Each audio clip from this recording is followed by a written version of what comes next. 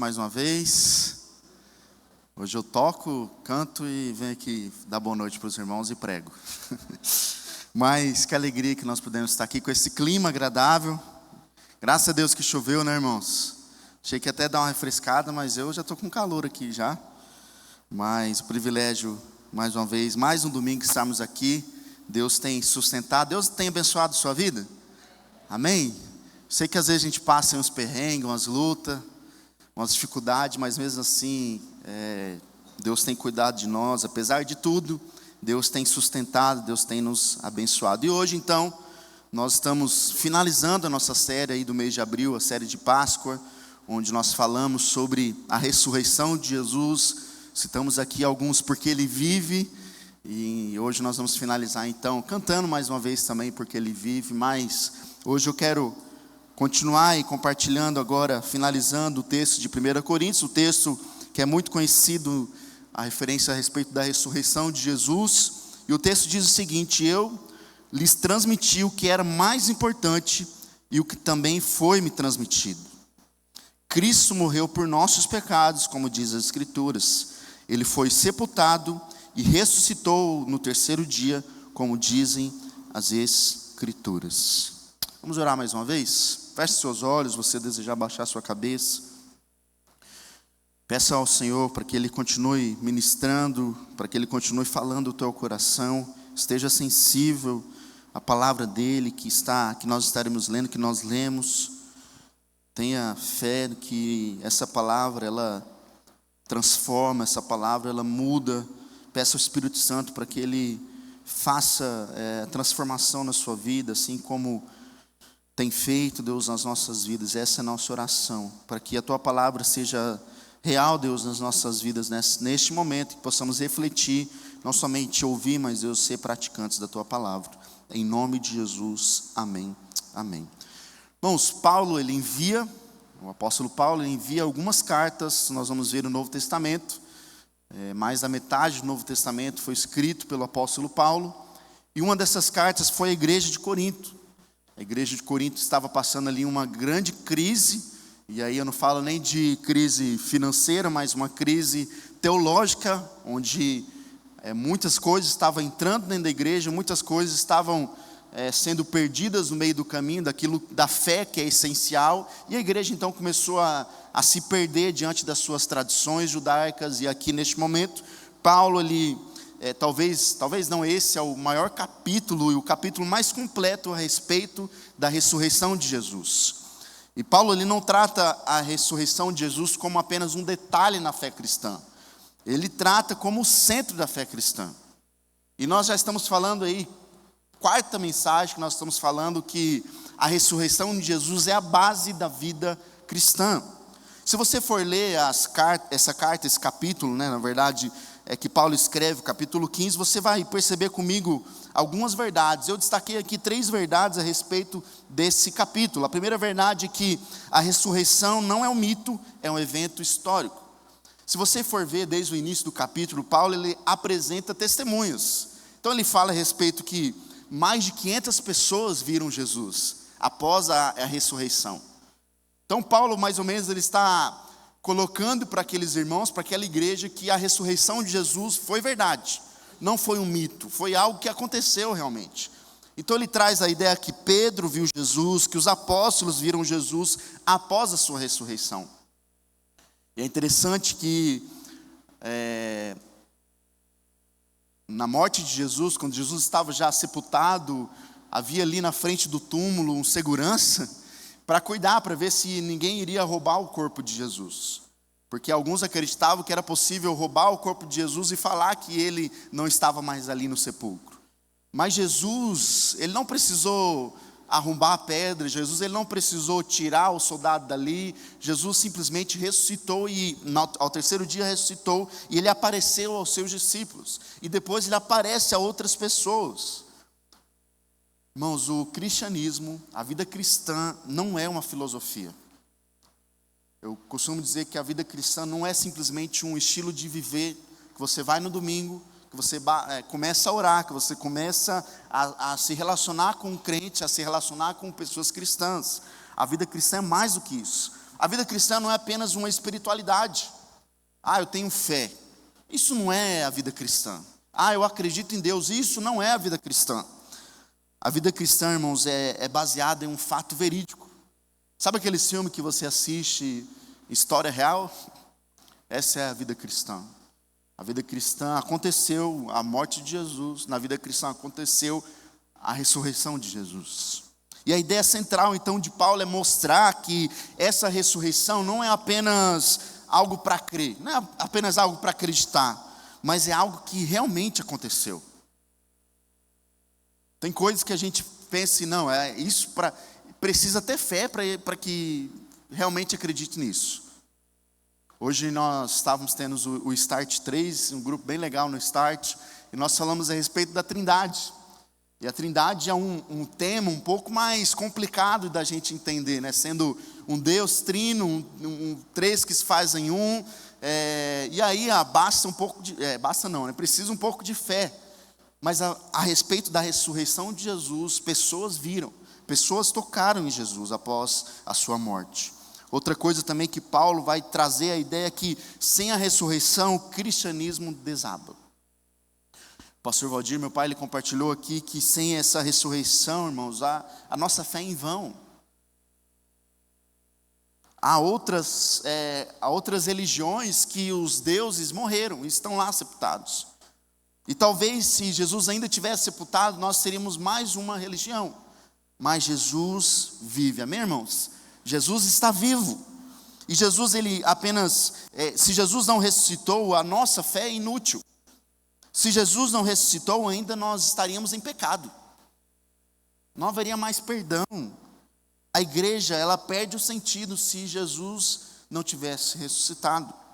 Por isso que o cristianismo, ela é a única fé, é interessante isso. O cristianismo é a única fé que admite que se isso não aconteceu, então tudo é falso. É a única religião que fala, não, se Jesus não ressuscitou, tudo aquilo que nós estamos fazendo aqui é falso. É claro que nós cremos sim que Jesus ressuscitou. Isso mostra, irmãos, a honestidade intelectual também do Evangelho. Não é apenas uma crença, não é apenas uma fé, mas também algo que aconteceu. E Paulo está trazendo essa ideia para aquela igreja, que realmente Cristo ressuscitou. E terceiro também, nós vamos ver o ponto dessa carta, onde no versículo 17, Paulo vai dizer, se Cristo não ressuscitou, ainda estáis em vossos pecados. Então, a ressurreição de Jesus muda tudo, não só o futuro. Um dia, Jesus virá nos buscar. Você crê nisso, que Jesus um dia virá buscar a igreja? Um dia Jesus vai vir buscar a gente, vai acabar toda a dor, todo o choro, nós vamos estar lá com Ele na eternidade. Ele virá buscar a igreja. Mas nós já podemos viver aqui na terra com Ele. Hoje eu vou falar um pouquinho a respeito disso, do já e ainda não. Mas assim, irmãos, a ressurreição é sem salvação. Sem a ressurreição nós não temos esperança, sem esperança. Sem a ressurreição a vida é sem sentido. Acho que repetiu aqui os 3 pontos, né? Mas sem a ressurreição, primeiro eu coloquei sem salvação, sem a ressurreição é sem esperança, e sem a ressurreição é sem sentido. A nossa vida era sem sentido. Se Jesus não tivesse ressuscitado, seria sem sentido. E aí eu trago aqui algo que eu gostava muito de estudar a respeito dessa teologia do já e ainda não. E hoje nós vamos falar muito a respeito desse já e ainda não. Porque esse conceito é uma das chaves mais importantes do cristianismo, os irmãos vão ver hoje. Nós já vivemos, mas ainda não vivemos. E especialmente quando você vai ler a epístola de Paulo, de 1 Coríntios, por exemplo, nós vamos ver algumas vezes Paulo falando que nós já fomos salvos, mas Jesus, ainda não vivemos realmente essa transfiguração dessa salvação, essa esperança a qual nós estamos aqui esperando, né? Sendo redundante aqui, né, um pouco. E o que significa esse já? O que isso traz? É tudo aquilo que Jesus já conquistou e que já é realidade na nossa vida hoje. Então, o já Jesus já conquistou e isso já é realidade para a nossa vida. Por exemplo, você já foi salvo, já é uma nova criatura, já pertence a Cristo, já tem o Espírito Santo. 2 Coríntios, capítulo 5, versículo 17, vai dizer: se alguém está em Cristo, é uma nova criatura. Então ele não está dizendo que você vai ser uma nova criatura, não. Você já é uma nova criatura se você está em Cristo. Ou seja, a transformação do nosso coração, ela já começou. E aí o que significa ainda não? É tudo aquilo que ainda está por vir na sua plenitude. Por exemplo, Paulo vai dizer em 1 Coríntios a respeito do nosso corpo glorificado. Então, nós ainda não vivemos isso. A ausência total de pecado. Não, nós ainda somos pecadores, não é verdade? Nós ainda somos, então ainda não. Nós não temos ainda, não somos libertos de todo o pecado. A vitória final sobre a morte, ainda não. Nós ainda não vivemos a respeito dessa vitória final. Novo céu e nova terra, ainda não. Ainda nós não estamos vivendo nesse novo céu e nova terra. E aí Paulo, então, em 1 Coríntios capítulo 15, mostra isso para nós, que nós seremos transformados. O nosso corpo será transformado em glória. E aí então nós vamos receber um corpo incorruptível. Ou seja, a obra de Deus ainda não terminou nas nossas vidas. Já começou, mas ainda não terminou. Deu para entender mais ou menos essa teologia aí? Esse teólogo vai dizer que a ressurreição é o evento que redefine toda a realidade cristã. A ressurreição é o evento que redefine toda a realidade cristã. E aí a gente vai começar pelo já.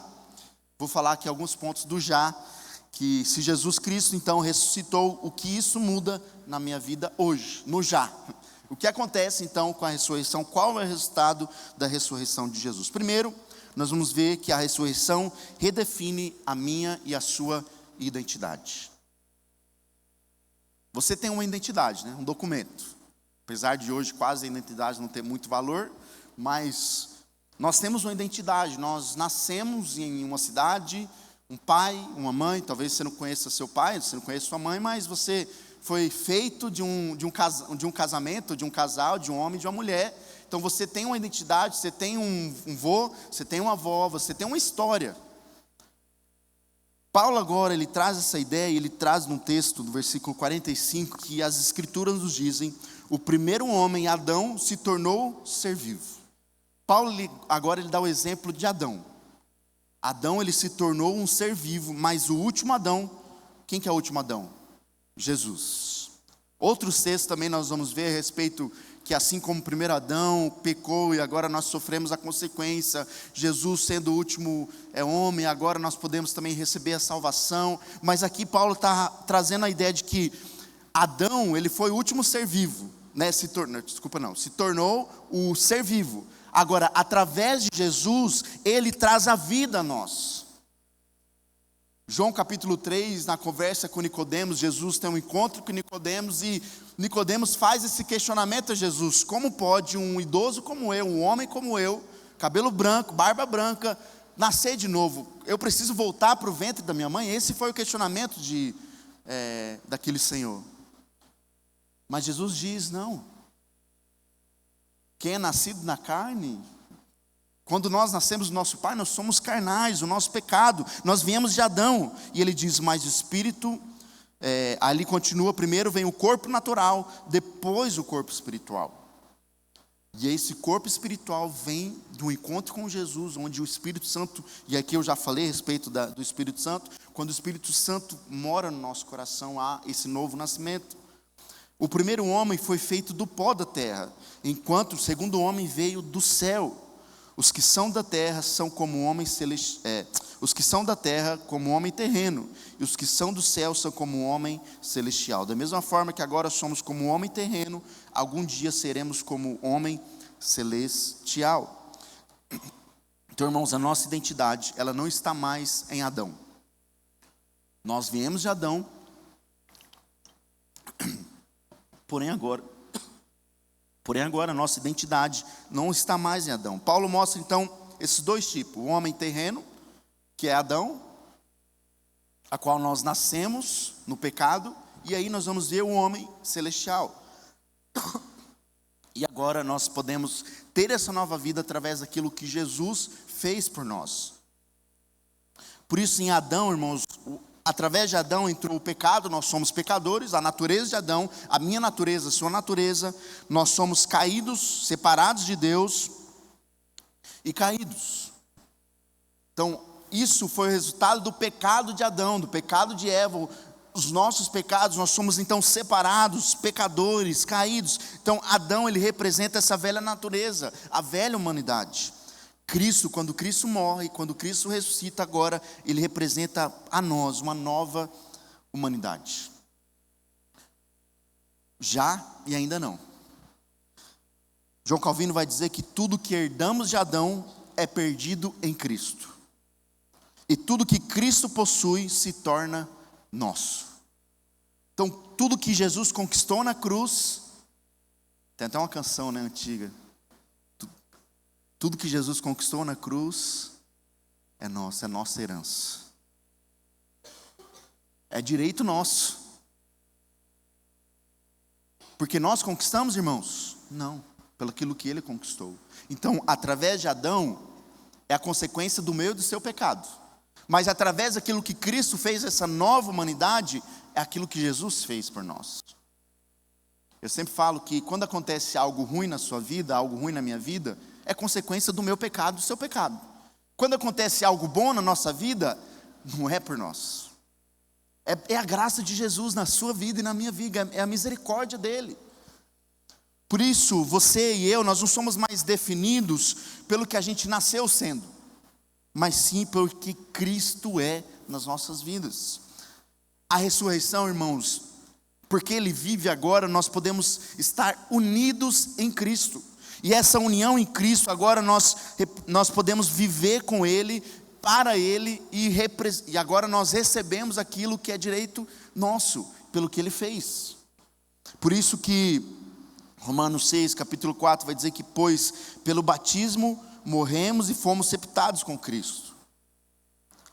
E assim como ele foi ressuscitado dos mortos pelo poder glorioso do Pai, agora nós também podemos viver uma nova vida. Então, aqui foi o início, a morte e a ressurreição de Jesus foi o início da nossa união com ele. Nós morremos com ele. Semana passada eu falei dessa substituição, que Jesus substituiu eu e você na cruz pelo nosso pecado. Era algo que você deveria cumprir, que eu deveria cumprir aquela pena, mas ele foi lá e pagou. Agora, por conta que ele morreu, nós morremos com ele. Porque ele ressuscitou, nós ressuscitamos com ele. Agora nós temos uma nova identidade, nós vivemos nele. Isso significa, irmãos, que a história dele agora se torna a minha e a sua história. Irmãos, isso é a graça, isso é a misericórdia.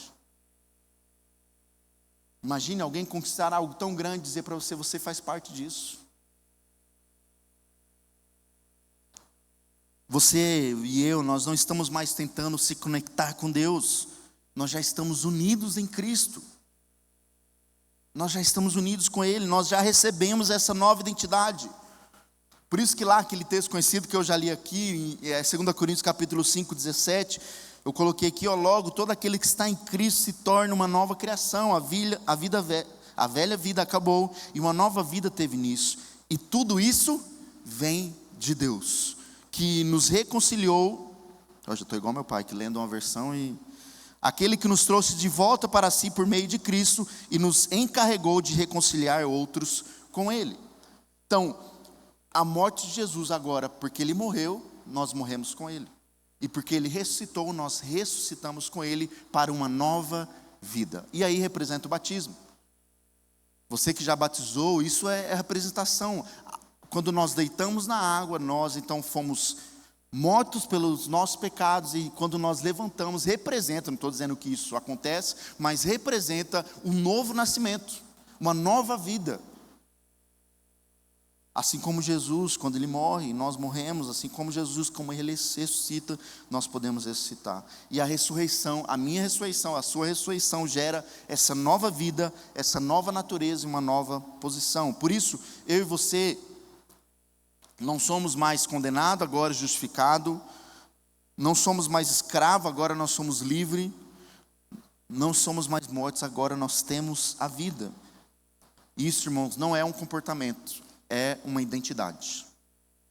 é algo que Jesus já fez. Martim Lutero vai falar que o cristão é simultaneamente justo e pecador. Os dois. Nós somos justos, pregação passada, né? Nós somos justificados pelo que Ele fez por nós, mas também nós continuamos sendo pecadores. Mas agora a nossa identidade não é mais de Adão, mas sim está definida em Cristo Jesus. Por isso, pare de viver como alguém que você já deixou de ser. Pare de viver, por isso que eu e você nós devemos parar de pecar, porque nós não somos mais isso. Nós somos filhos de Deus, nós somos transformados por Ele, e nós devemos viver para Ele. 1 Coríntios aí no versículo 48 vai dizer isso: os que são da terra são como o homem terreno, e os que são do céu são como o homem celestial. Irmãos, nós somos dessa terra? Não. Nós nascemos aqui, mas nós não somos mais aqui. Por quê? Porque agora nós recebemos uma nova identidade em Cristo Jesus. Você está aqui. Tem uma música até do Resgate que diz: os meus pés estão no chão, mas minha cabeça nas alturas. Os meus olhos estão em Jesus. Colossenses vai falar isso, que nós devemos fixar os nossos olhos em Cristo Jesus. Então nós estamos vivendo, nós temos a nossa vida aqui. Você compra a sua casa, você trabalha, você faz uma faculdade, você cria o seu filho, você tem seus netos, você compra o seu apartamento, você viaja. Nós estamos aqui, mas nós não somos daqui. Billy Graham vai dizer que a minha casa, eu estou aqui de viagem, porque a minha casa está no céu. A nossa casa, irmãos, está no céu.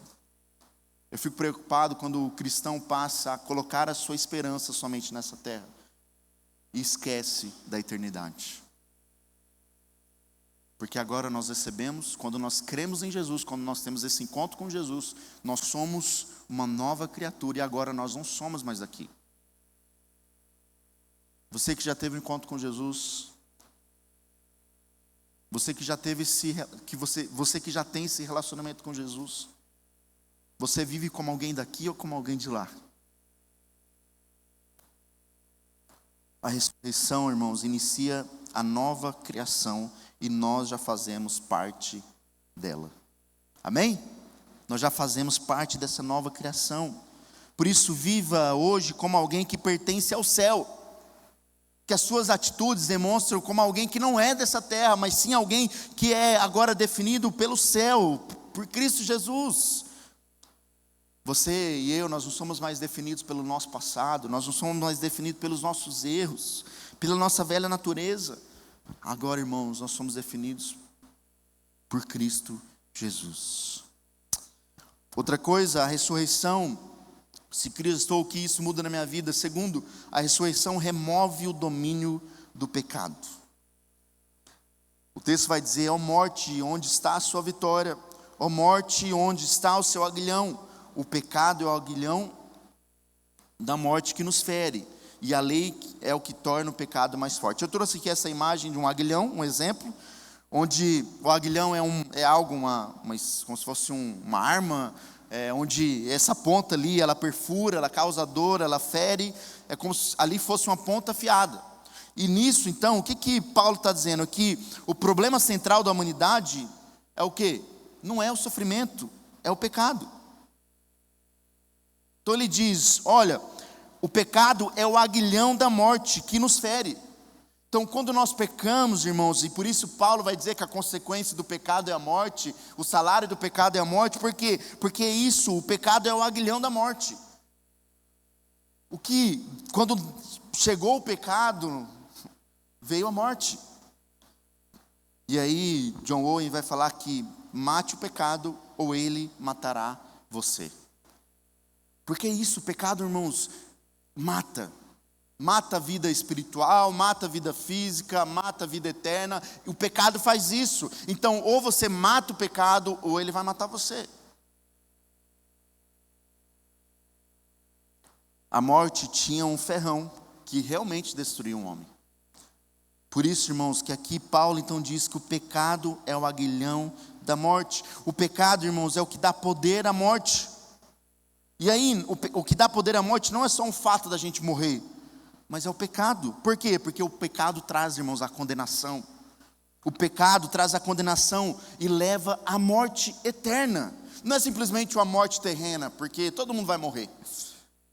todo mundo aqui vai morrer, nós não sabemos quem vai ser o próximo, eu não quero que ninguém aqui morra, mas a gente sabe que esse é o destino final de todos nós. Mas mais do que isso, o pecado, irmãos, traz a morte espiritual e a morte eterna. Ou seja, a morte fere porque existe pecado. Por isso, existe morte porque existe pecado, e a morte dói porque existe pecado. A lei, irmãos, e Paulo está dizendo isso, que a lei torna o pecado ainda mais forte. Por isso que Paulo ali, pode até parecer estranho, né, que ele explicou em Romanos que a lei revela o pecado. A lei mostra o pecado, ela expõe o erro e mostra a culpa. Um exemplo simples que eu coloquei aqui é, por exemplo, que sem lei, por exemplo, se você não sabe que há uma lei que não pode, dá um exemplo aqui, sei lá, você não sabia que não podia virar naquela rua, que tem uma lei que não pode virar, que é contramão. Você virou. Então a sua consciência está limpa, não é verdade? A vida, se nada, ninguém vê, se ninguém perceber, vida que segue. Já aconteceu com alguns aí que eu sei. Mas, com a lei, fica claro que você está errando. Com a lei, isso mostra o quê? Que eu tenho pecado. Através da lei, ela revela o meu erro, revela o meu pecado. Então, você sabe, resultado, né? O pecado, ele ganha força, por quê? Porque agora você sabe que está em dívida. Você tem uma dívida. Isso é o pecado. A condenação, irmãos, fica evidente. Então, o que Jesus teve que fazer? O que Jesus fez? Jesus resolveu os 3 problemas. Jesus removeu o pecado na cruz. Foi isso.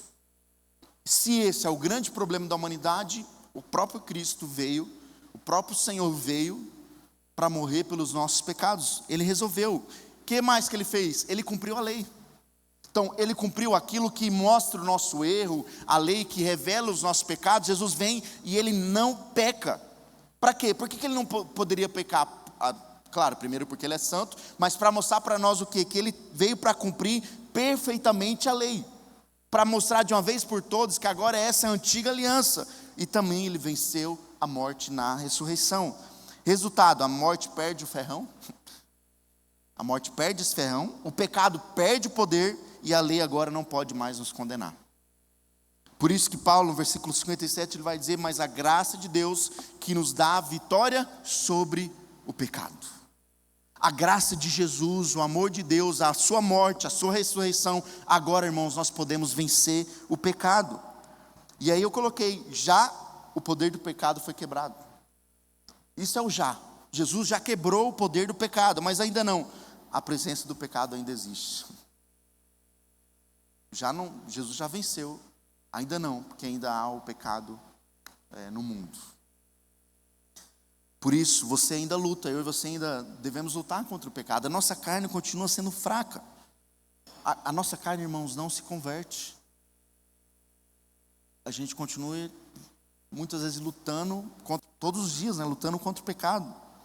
E então, por conta disso, irmãos, a ressurreição de Jesus, aquilo que Jesus fez por mim e por você, agora exige uma resposta de nós. Eu e você não podemos negociar com o pecado. Se nós temos uma nova identidade, se Jesus veio, ressuscitou para vencer o pecado, agora eu e você, nós não podemos normalizar o pecado. Não podemos. E precisamos lutar pela santidade. Porque agora eu sou uma nova criatura. Porque agora Jesus venceu o pecado, ele já venceu, ainda não, porque eu ainda luto com ele, mas eu posso sim vencer por meio de Cristo.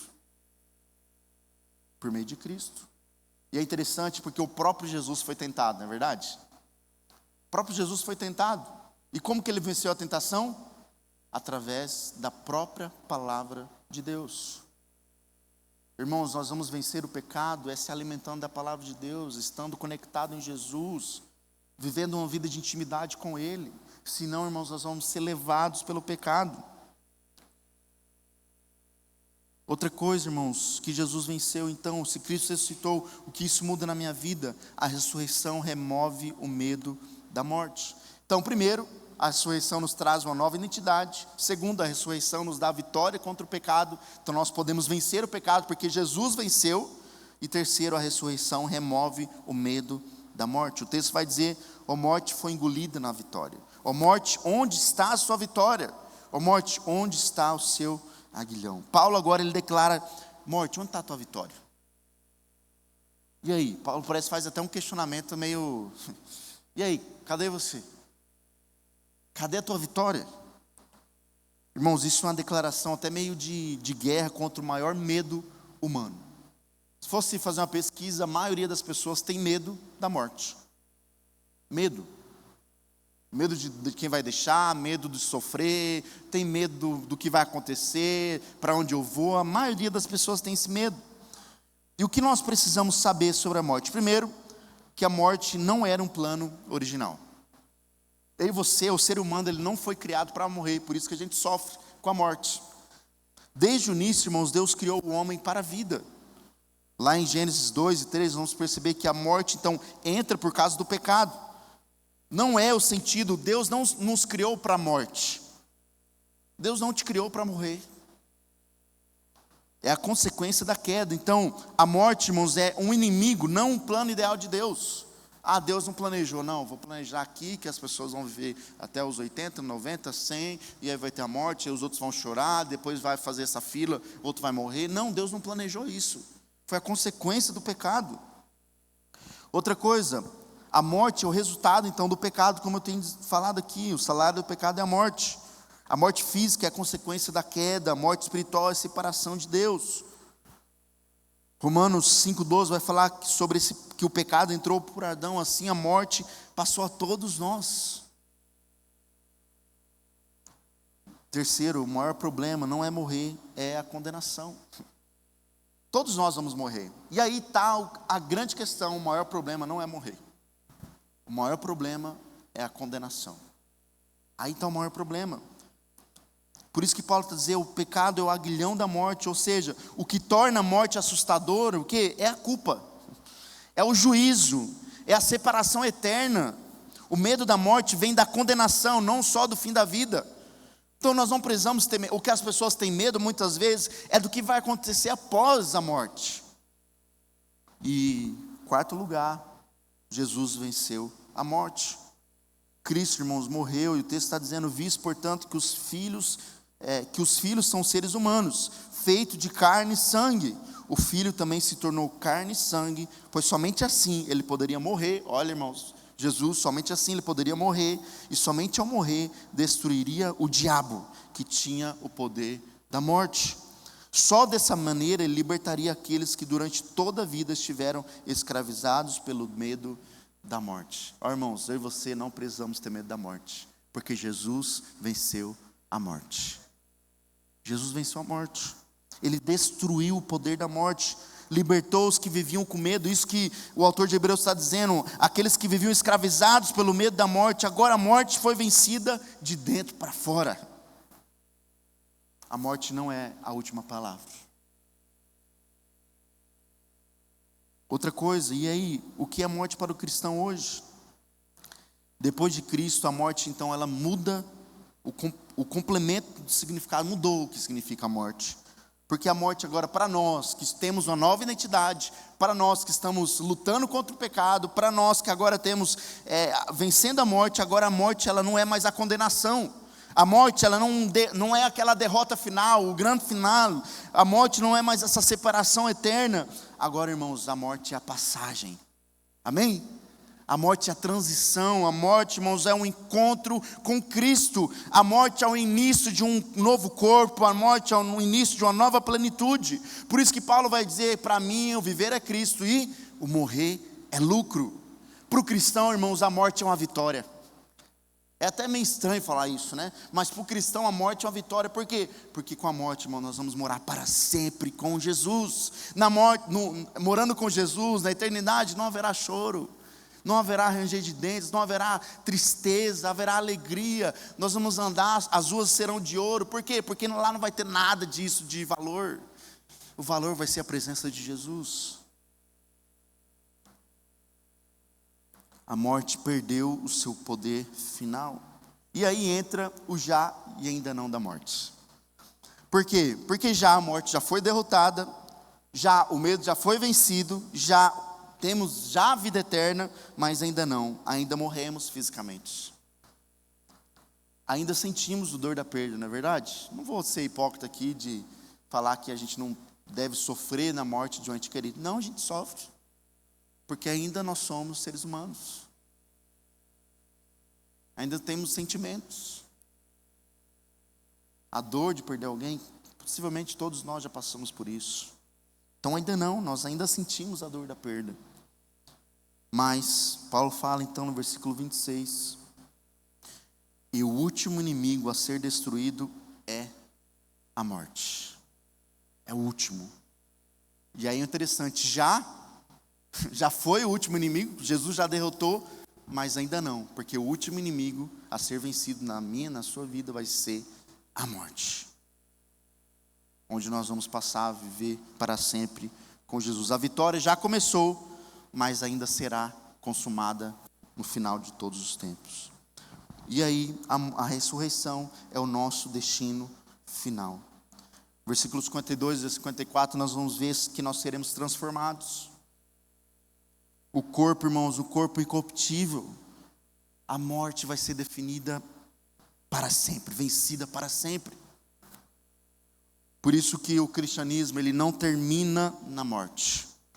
Ele termina na ressurreição. Termina na ressurreição. Um dia nós vamos ressuscitar, aqueles que morreram vão ressuscitar.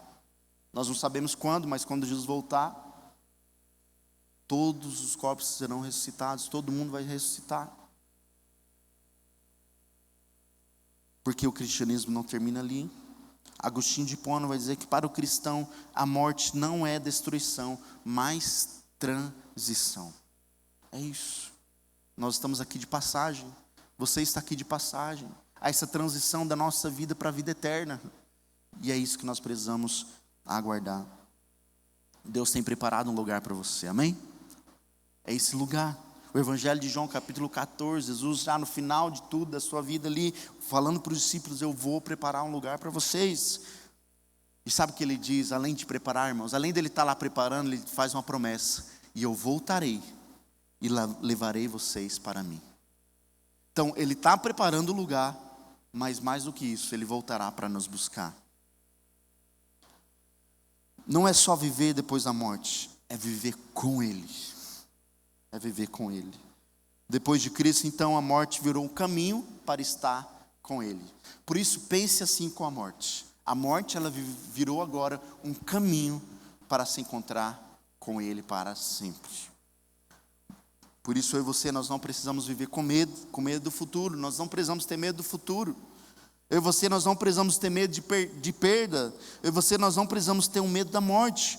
Por quê? Porque a minha vida está segura em Cristo Jesus. Jesus já venceu o pecado, Jesus já venceu a morte, e agora nós podemos encontrar a alegria da salvação. Charles Spurgeon vai falar que nós não lutamos por vitória. Nós não lutamos por vitória, mas nós lutamos a partir da vitória, porque Jesus já venceu e agora nós podemos lutar e vencer com Ele também. Pare de viver como derrotado. Pare. Você é o vencedor. E aqui eu não estou dizendo para essa vida, não. Eu estou dizendo para algo além disso. Eu e você, nós somos vencedores por meio de Cristo Jesus. E aí a luta que você está vivendo aqui na terra, a dificuldade, a crise, a luta contra algum pecado, isso, irmão, não define o seu final. A sua fraqueza não define o seu destino. Mas sim o seu relacionamento com Jesus, a sua vida sendo entregue a Jesus. Por isso já a morte foi derrotada. Ainda não, ela será destruída completamente no final. Você já tem a vida eterna, amém? Nós já temos a vida eterna, nós já temos a vida verdadeira, a vida em abundância em Jesus. Mas ainda não, você viverá isso um dia plenamente, a vida eterna. Você já está em Cristo, amém? A gente já está em Cristo, porém, ainda não, você será como Ele totalmente. Um dia nós seremos como Ele totalmente, até mesmo o nosso corpo glorificado.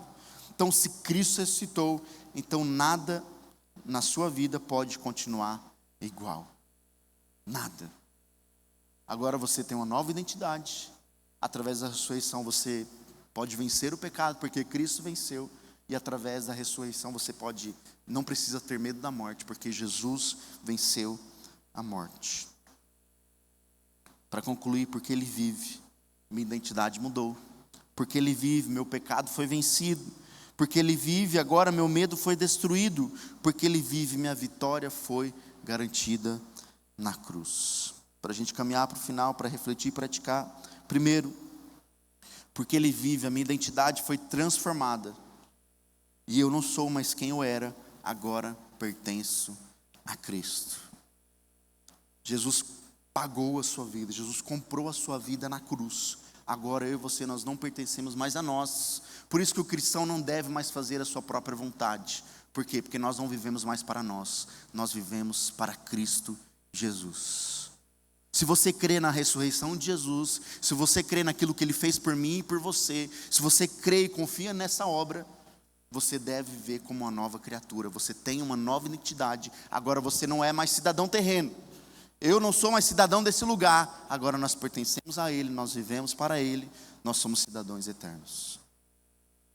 Segundo, porque Ele vive, o pecado não me domina, mas a morte não me assusta mais. Porque Ele vive, então o pecado não domina, e a morte, irmãos, não nos assusta. Não deve nos assustar. Por quê? Porque a morte é essa transição para nós encontrarmos com Jesus. E por último, porque Ele vive, minha vitória já está garantida e meu futuro está seguro nele. Amém? Nós encerramos a série dizendo, porque Ele vive, nós somos mais do que vencedores. Porque Ele vive.